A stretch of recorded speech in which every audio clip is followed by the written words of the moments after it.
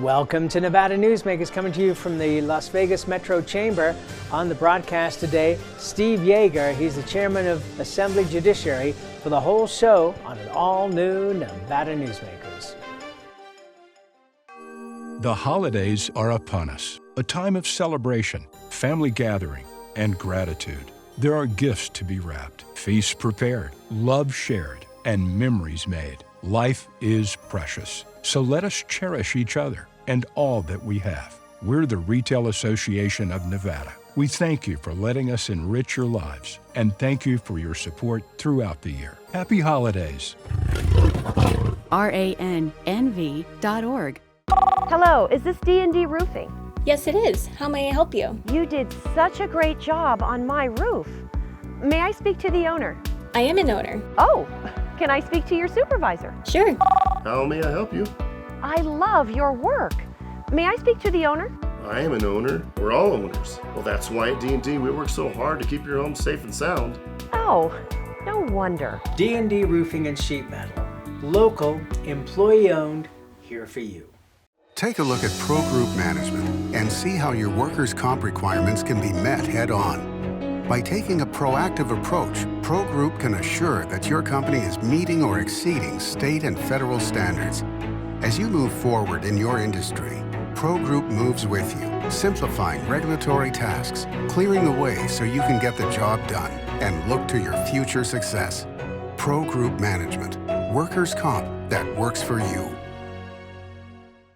Early in the morning or throughout the night, professional truck drivers are on the job, serving you, safely moving freight that's crucial to our economy. From the oldest industries to our newest innovators, from the exotic to the everyday, trucks are everywhere, moving everything. Never afraid to embrace a future that makes Nevada and our nation stronger. Trucking moves America forward. Nevada Newsmakers tapings in Las Vegas are brought to you by the Las Vegas Metro Chamber of Commerce. This is Nevada Newsmakers with host Sam Shad, a no-holds-barred political forum.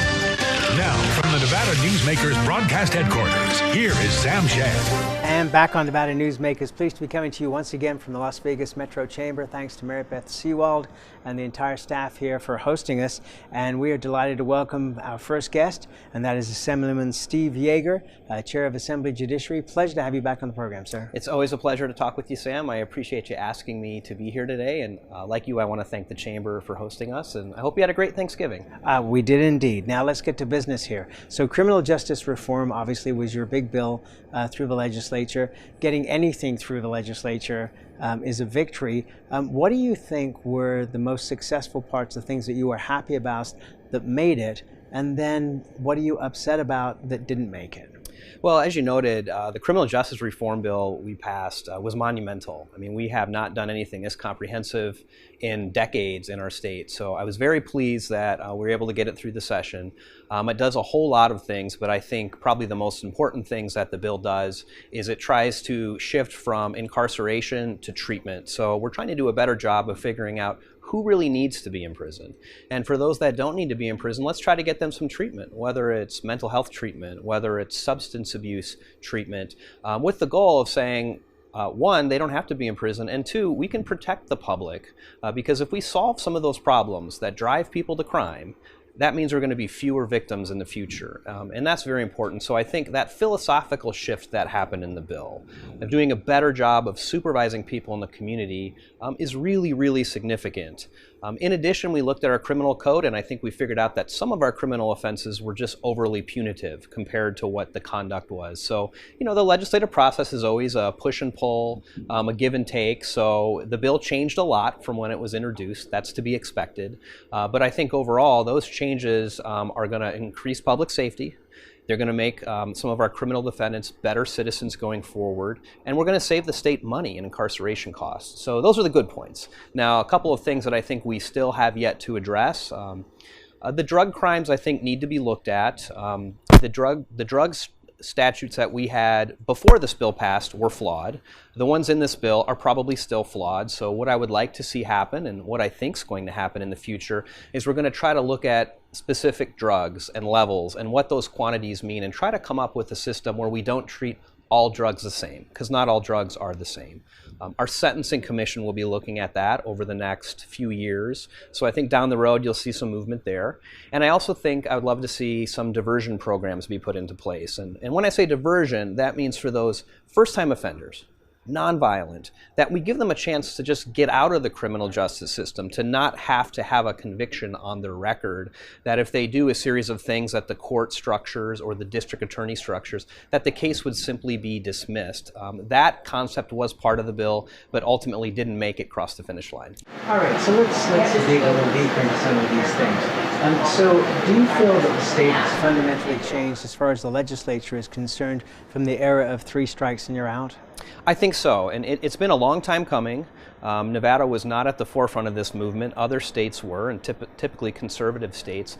But I think what you saw is over the past 20 or 30 years, every single budget cycle, you saw an increase in corrections, you saw an increase in police budgets, and that was true even when the economy was bad. And I think in a time where we're always looking to stretch dollars further, the state has finally said, wait a second, are we actually getting the bang for our buck in incarceration? Are we solving the problem? And I think the answer was no. So the state now, I think, finally has started to look in a new direction, which is we need to do this better. Our taxpayers deserve better. And so here we are, and I think without that philosophical change, there's no way we would have gotten this bill through. I mean, this was a 170-page, multi-section bill that if you would have said 10 years ago that Nevada would do this, I probably would have laughed at you, because I never would have thought it was possible. So the change in the legislature, the change in the executive branch, and the change in shifting opinions about our criminal justice system has really led us to where we are. In this legislative session, what kind of pushback did you get from the prison union? We didn't really get too much pushback from the prison unions. I mean, I think the prisons in and of themselves, and those who work in the prisons, I mean, they have an incentive to make sure that people aren't coming back into their door. Obviously, they're worried about their own safety and staffing, but I think the philosophical changes the bill made really are ones that are agreed upon by most people. Where we have disagreements are maybe on the margins, but the Department of Corrections, under the direction of then Director James Zarenda, was very reform-minded in terms of having to do this better. And I think they realized they have a role to play, that for those who do go to prison, we can't just release them to the streets, give them $5 and a bus pass, and think they're going to be okay. The planning for release has to happen a lot earlier in the process, and I think that's where the prison really stepped in, and they continue to step in even to today to get ready for implementation of this bill. All right, let's take a break. Call with Assemblyman Yeager when we come back. Tamarack Junction is South Reno's hotspot with over 450 of the latest slots and video games. Sully Sports Bar, the Dining Car Restaurant, William Hill Sportsbook, and the Tamarack Steakhouse and Lounge. We're just north of the Summit Mall in South Virginia. Yeah. Because of UMC, I'm putting my free time to good use. Because of UMC, she keeps me on my toes. Because of UMC and this guy, I'm here. UMC, the highest level of care in Nevada. Hi, I'm Eric Robnett, owner of Home Energy Experts. Has this ever happened to you? Honey, did you remember to turn down the thermostat? Forgetting to set the temperature? Not fun. We can help. Our new smart thermostat keeps the temperature set for your comfort all by itself. I'm feeling hot now. To increase your comfort, go to homeenergyexperts.com for details. That's homeenergyexperts.com. The signs and symptoms of cataracts can start out small with subtle changes in your vision. So don't wait. Be proactive and take your vision into your own hands. If you're experiencing the onset of cataracts or just have questions, contact your eye care professional or call Eye Care Associates of Nevada today. Dr. Hiss has years of experience specializing in the surgical correction of eye disorders and has completed over 84,000 vision correcting procedures. At Eye Care Associates of Nevada, we'll change the way you look at the world. The Tamarack Junction Steakhouse is known for signature steaks, handcrafted cocktails, and world-class wines. Join us Thursdays and Friday nights from 4:30 to 6:30 in the Steakhouse Lounge for live music, gourmet plates, and well-priced wines, just north of the Summit Mall on South Virginia. This is Nevada Newsmakers. And back on Nevada Newsmakers, we continue our conversation with the chairman of Assembly Judiciary, Steve Yeager. When we left off in the last segment, you were talking about how we deal with people leaving prison.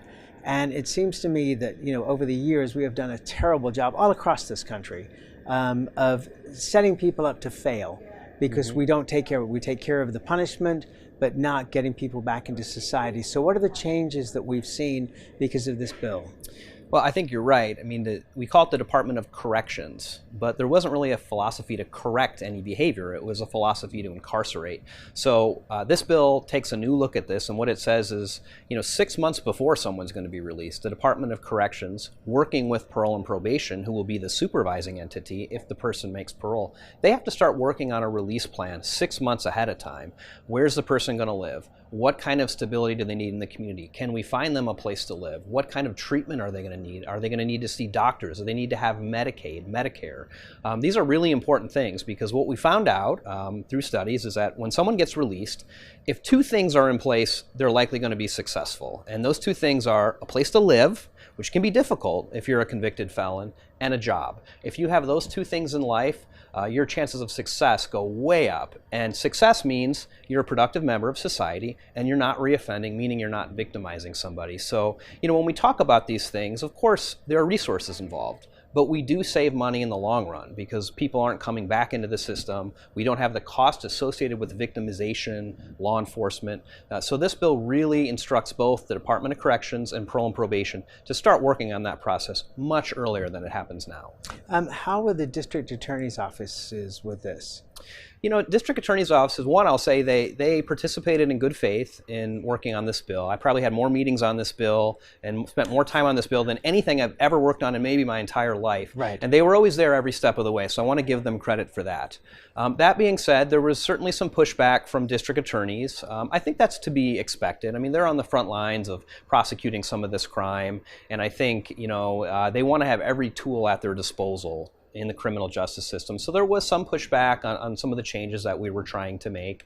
At the end of the day, I think we came up with something that everyone can live with. We're anxious to implement it, and I think if we do that right, then we're going to see that crime goes down, recidivism goes down, and I don't care who you are. That's something that's important and that you should care about. Absolutely. Let's talk about drugs, and especially marijuana, and penalties for situations that one might find oneself in.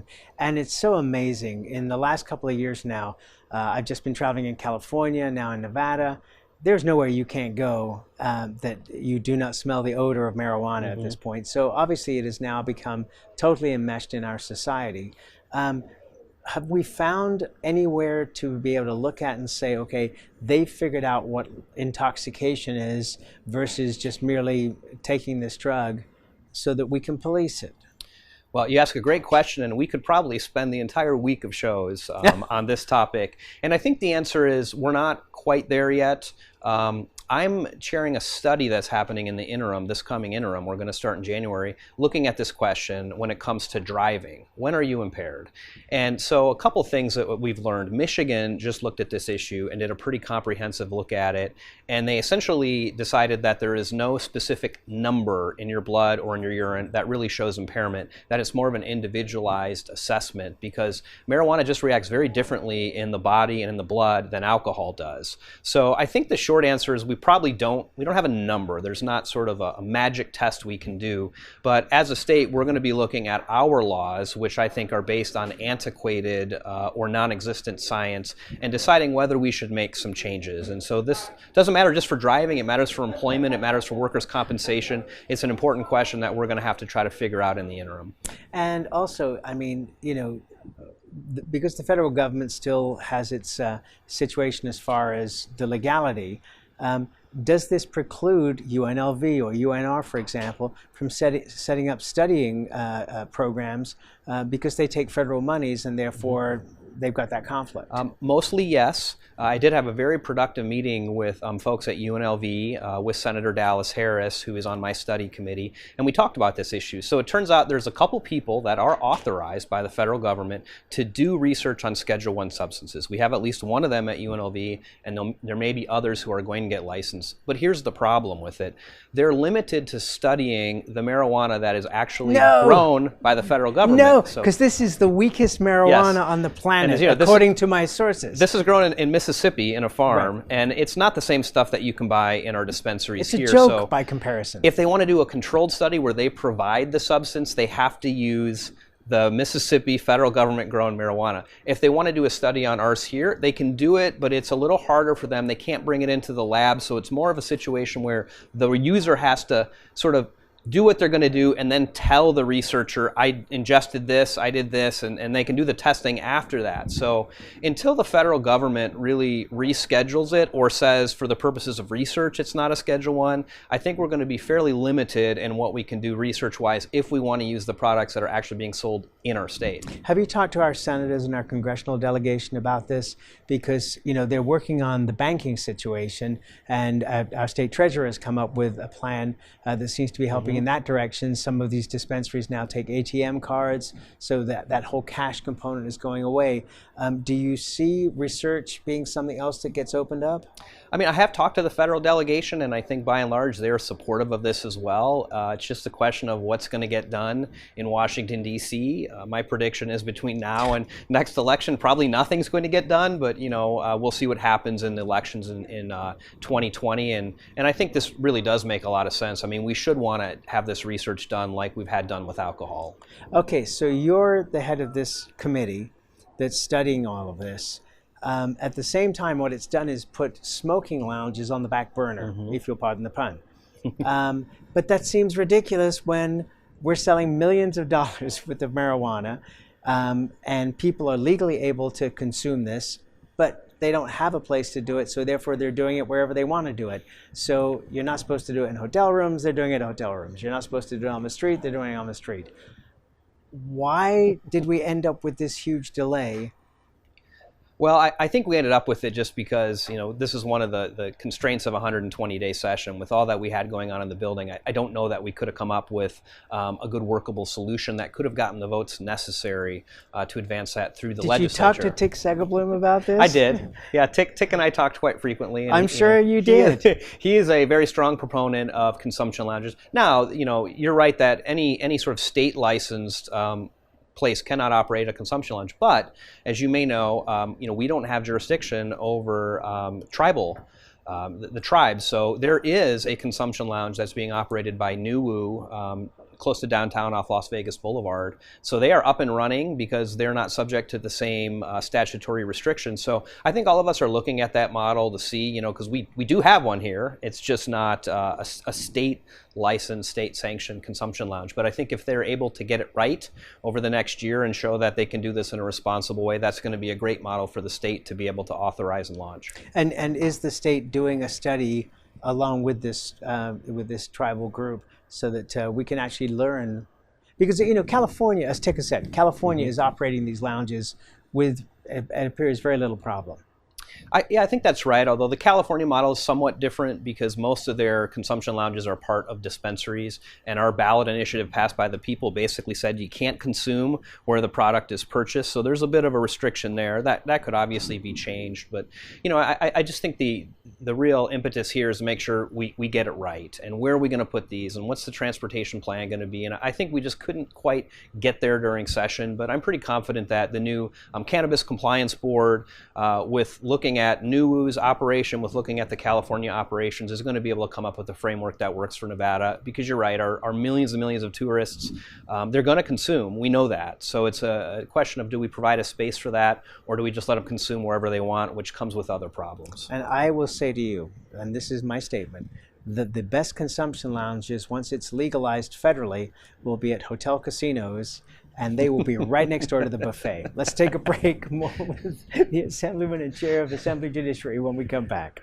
Dimitri Prine here for Design Outdoor. At Design Outdoor, we specialize in all hardscapes, pavers, and walls you'll need for everything, from wonderful small yards to full-blown outdoor living. And we only refer the best contractors to make your vision a reality.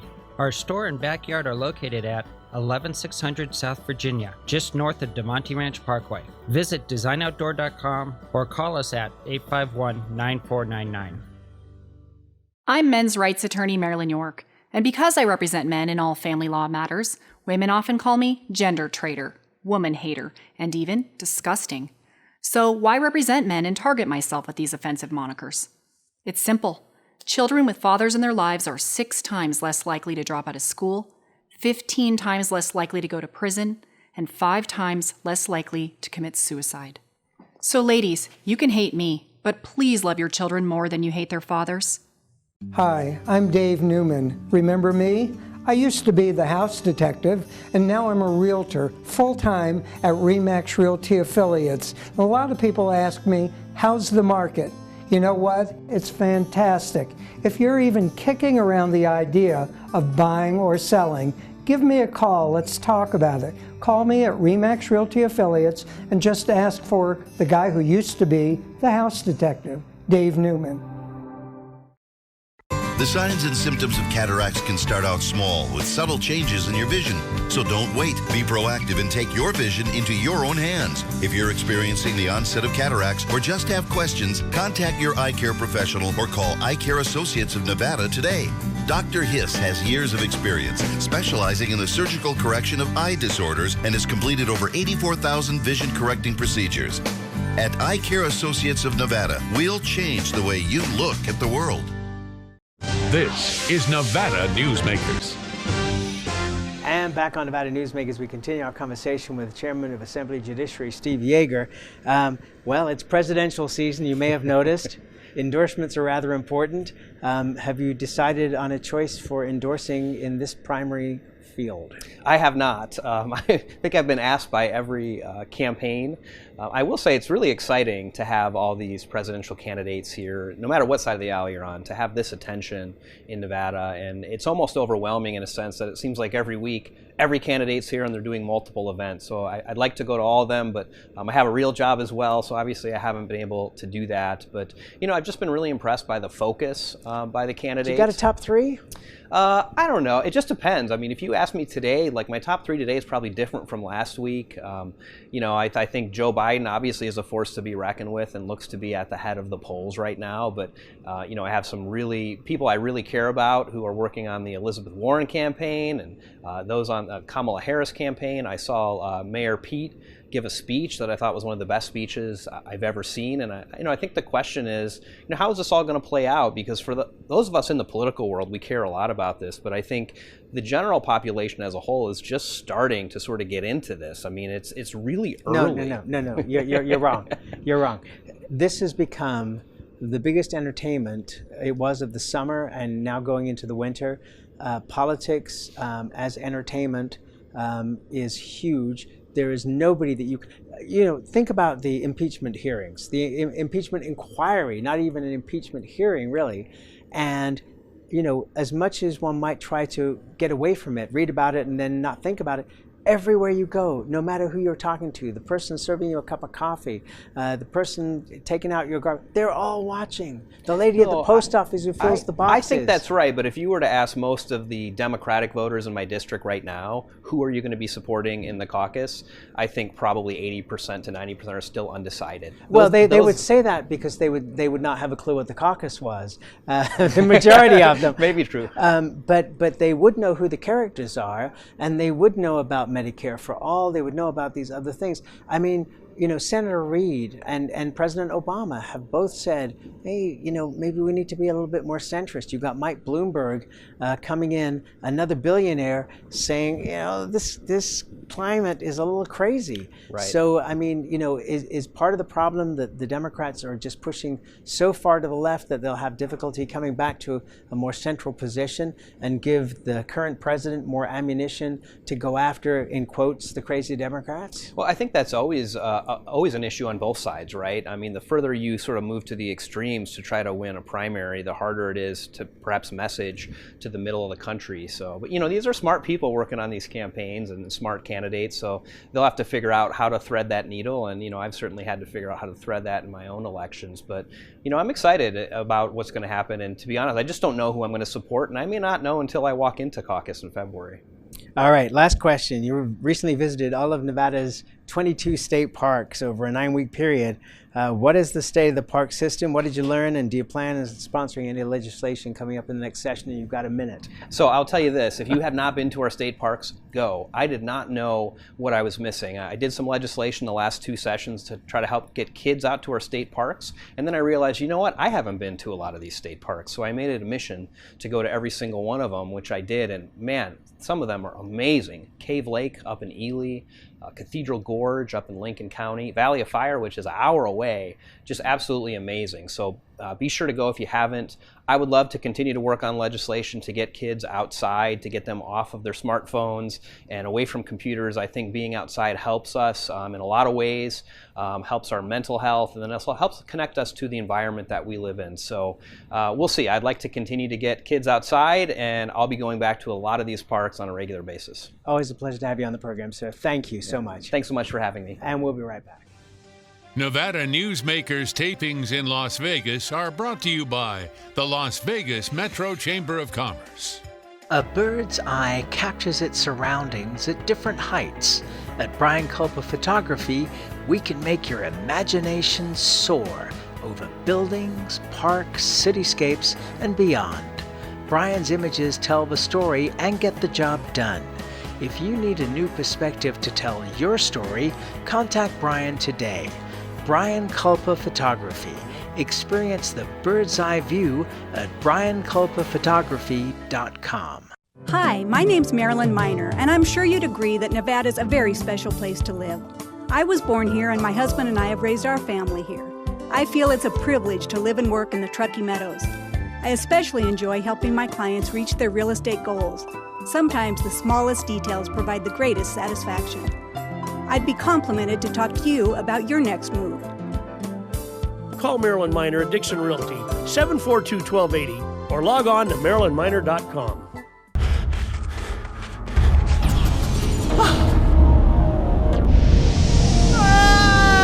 Kenny! Dad? What are you learning? This place is great. Huh? You gotta try this.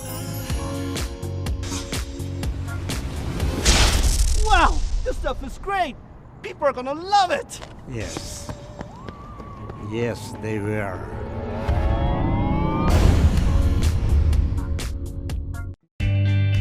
Pro Group Management is the place where companies can find workers' comp solutions that are designed to meet their specific business requirements. As regulations evolve, Pro Group takes a proactive approach to clear the path to make sure your business stays ahead of the curve. Knowing your workers' comp program is optimized, you can focus on other important matters related to your growing business. Pro Group Management, workers' comp that works for you. As always, you can watch Nevada Newsmakers 24 hours a day at nevadanewsmakers.com, or you can subscribe to our YouTube channel. We'll see you on the next broadcast.